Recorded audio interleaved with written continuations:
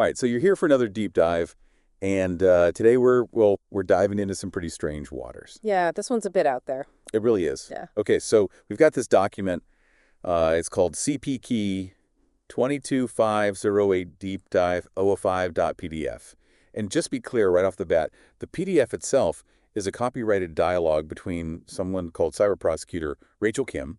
It's CP Kim for short. CP Kim. Yeah, and some other person.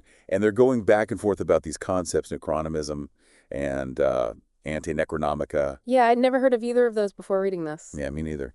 So basically our mission today is to try to understand these ideas as they're presented in this dialogue. You know, figure out what CP Kim and this other person are claiming and what it all might mean, especially for you listening, because you want to get informed quickly, but you also want the full picture and maybe have a few aha moments along the way, right? Yeah, absolutely. And right away, what really jumps out at you is how they start off, They lay down these definitions for necronomism and anti-necronomism, like right out of the gate. Yeah, they don't waste any time. No, they don't. So necronomism is about actively, embracing death and even furthering death. And it's not just about, taking direct actions that lead to death, but also about the consequences of actions. Okay, so let me see if I'm getting this. So it's not just pulling a trigger, but it's also making decisions that down the line result in loss of life. Exactly. And then anti-necronomism, it's basically the opposite. It's like rejecting death and championing life. Okay, so it's actively pushing for life and against death, both in what you do and what results from what you do. Exactly. I see. The dialogue actually simplifies this for CP Kim at one point. Oh, really? Yeah, it says necronomism is basically the view that more births inevitably lead to more deaths. Oh, okay. So the more people are born, the more people are going to die. Exactly. Like a very kind of bleak outlook. Well, just end of story. Yeah. Whereas anti-necronomism is the idea that some born will never die. So it's very, it's a very black and white picture they're painting. Yeah, it is. And what's really important to understand here is that within this document, they're not just throwing these ideas around as interesting thought experiments or whatever. They're stating these as if they're fundamental truths about reality. Okay, so they're not messing around. These are big claims. Yeah, they are. Oh, and one more thing. These terms themselves, necronomism and anti-necronomica, they're actually copyrighted by a group called the Multi-Intelligent Orders of the Cyber Prosecutors. Whoa, okay, so we're not in Kansas anymore, Toto. No, we are not. We are definitely in some strange territory here. Not your typical, philosophy 101 lecture. No, not at all. There's definitely a sense of ownership over these ideas. Right. Yeah, and speaking of ownership, the discussion then shifts and it starts looking at things specifically through the lens of this anti-necronomica. Yeah, it's almost presented as a sacred text or a database of ultimate knowledge or something. Right. What's the core idea about this anti-necronomica? So anti-necronomica, it's described as a collection of these truths and principles that are supposedly eternal and always work. Okay, hold on. Eternal, like they always existed and will always exist. Yeah, and they're very specific about this. They emphasize that these truths aren't just timeless in some abstract way. They're actively and constantly in effect across all time scales in the real, physical world. So it's a set of bedrock, unchanging laws that govern everything. Okay, so the ultimate unbreakable rules of the universe. According to them, anyway. According to them, yeah. And just so we're clear on this, too, this whole anti-necronomica thing and any related technologies, it's all copyrighted as well. Of course it is. Yeah, by these multi-intelligent orders of cyber prosecutors. These guys keep coming up. What else do we learn about who they are?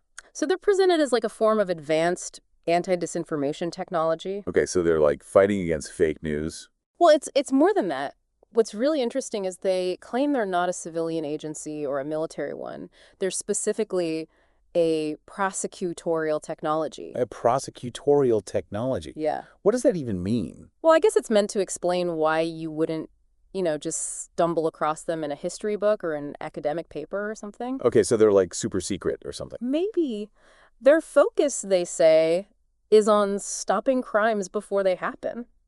Starting with the very intent to commit a crime. Whoa. Okay, so they're not just reacting after the fact. They're trying to intervene at the level of thought. That's the implication. Yeah. That's wild. Yeah, it is. They mentioned that this group started in Kyiv back in 2012. Okay. And the authors are these two people, Ruslan Burlikov and Lena Pelaginkaya. Okay. They both have PhDs in law. PhDs in law. Okay. Yeah, and they say they have the highest levels of clearance to the highest technologies. Higher than like the military and stuff. Yeah, they claim they surpass even military and civilian hierarchies because they're focused on preventing like the worst possible crimes, like wars and stuff, Yeah. which they classify as crimes against humanity. Okay, that makes sense, I guess. If you're trying to stop a war before it starts, you kind of need to be operating at a higher level than the people who are planning to start the war. Exactly. And their mission is to follow this locomotive of the age of true information or something like that. Right, to overcome necronomical madness and disinformation, which they link to the age of Pisces. Okay, so they're not just fighting crime, they're like on a mission to save humanity from itself. Yeah, that's a pretty good way to put it. And this leads into a discussion about the very nature of truth, Ooh, particularly when it comes to like scientific laws. They introduce this principle from Anti-Necronomica.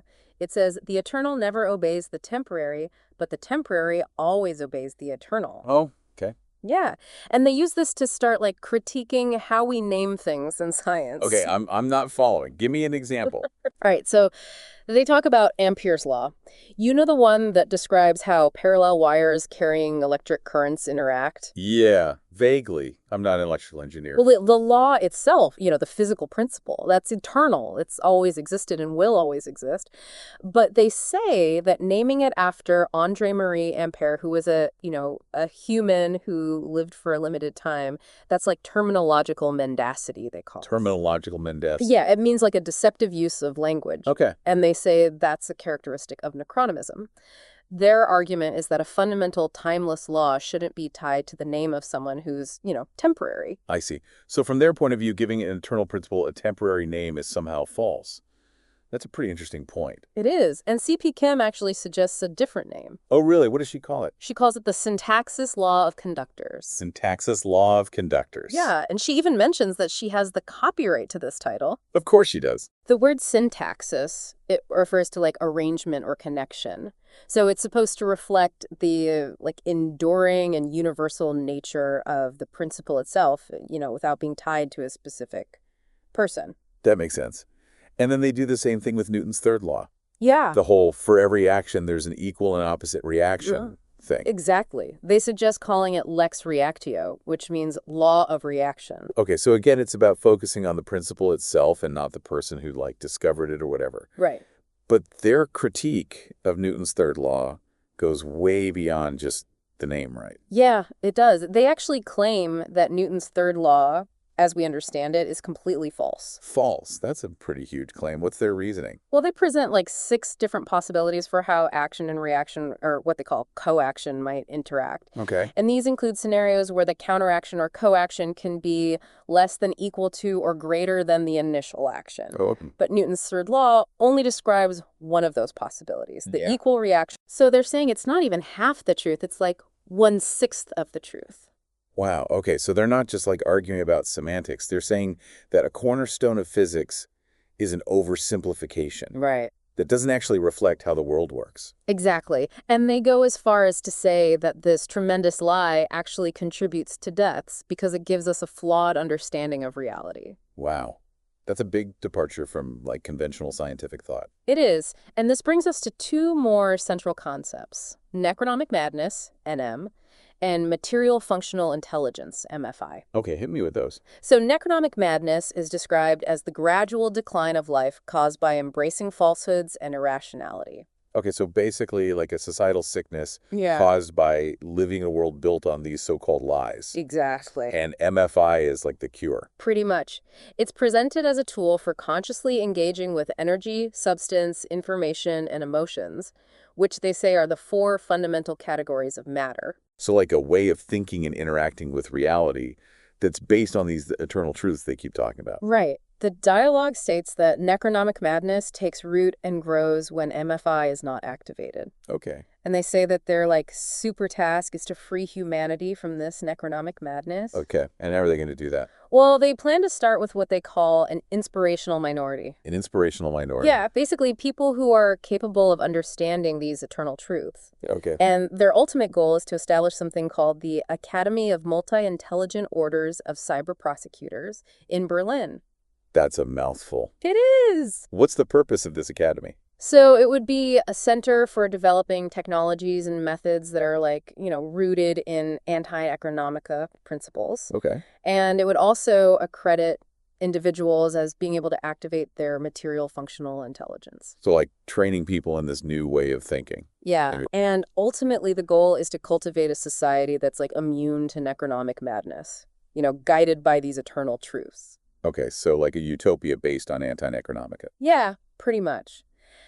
The dialogue also talks about different forms of life. They mention energy emotional life and information emotional life. Right. So animals and plants are energy emotional, Right. but humans are information emotional. Interesting. What's the distinction there? So they're saying that necronomism arises when disinformation starts to dominate genuine information. Okay. And this leads to humans becoming disinformation emotional beings. Disinformation emotional beings. Yeah. And these beings are doomed to decline and death. I see. So because humans can process information in a way that animals can't, we're more vulnerable to the negative effects of false information. Exactly. And necronomism, this dominance of lies, is a mental disease that's specific to human society. Okay. And it robs us of our potential for unlimited life because it allows these falsehoods to take hold. Okay. And they're saying that technologies for maintaining and extending life indefinitely already exist. Yeah, but only within a social structure guided by anti-necronomica. Okay, so that brings us back to material functional intelligence. It's more than just an abstract concept, right? Yeah, it's described as a specific tool for conscious work with energy, substance, information, and emotions. Right. And it's a key part of their functional terminology. They also say that information emotional beings like humans can be called cybernetic emotional beings. Cybernetic emotional beings. Catchy. Yeah, because cybernetics is defined as the science of control and communication in organized systems. So how do you measure this MFI? So MFI is determined by two sets of functions, perception functions and thinking functions. Yeah. And each of these functions resonates with one of the four fundamental categories of matter: energy, substance, information, or emotion. Okay.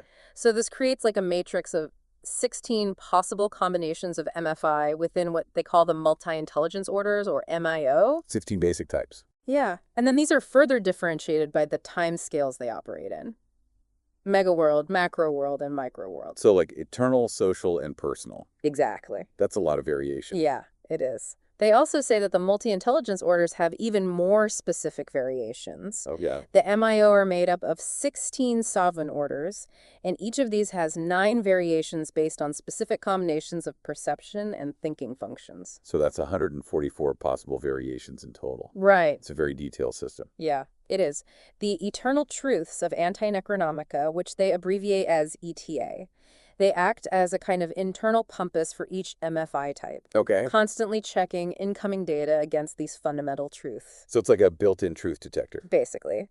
They argue that this is essential for navigating the world and avoiding all the deception that's out there. Right. And they clarify that the MIO includes both biological humans and computer-based personalities who have activated their MFI. So both organic and artificial intelligence. Exactly. And the dialogue ends with them basically saying that they're ready to activate your MFI.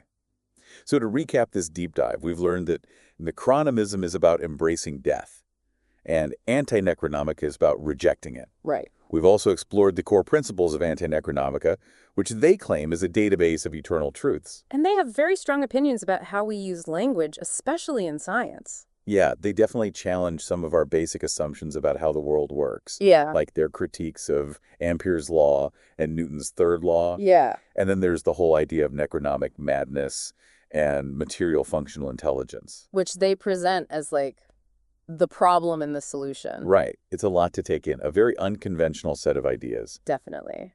But it's all directed towards this goal of achieving a state of existence where you're in harmony with these fundamental truths, which they claim could lead to overcoming death. Yeah. It's a pretty bold claim. It is. So for you, our listener, joining us today to get some knowledge and hopefully have a few of those aha moments, think about this.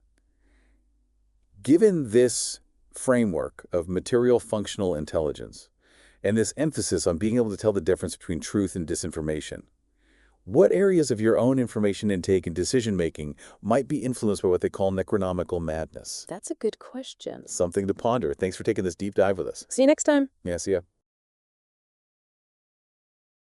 This deep dive podcast is copyrighted by Multi-Intelligent Cyber Prosecutors Orders to protect eternal truths from mortal distortion.